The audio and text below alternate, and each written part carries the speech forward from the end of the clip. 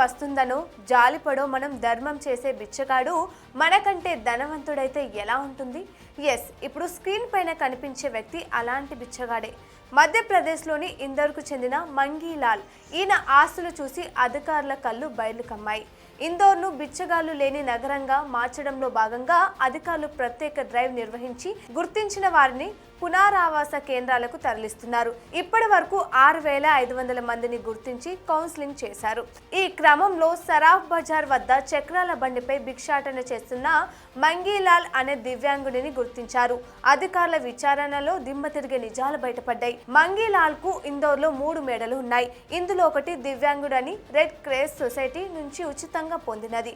సరాఫ్ బజార్లోని కొంతమంది బంగారు వర్తకులకు ఈయన వడ్డీలకు ఇచ్చాడు.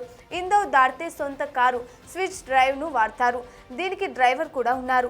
3 ఆటోలు కొని అద్దెకు తిప్పుతున్నాడు.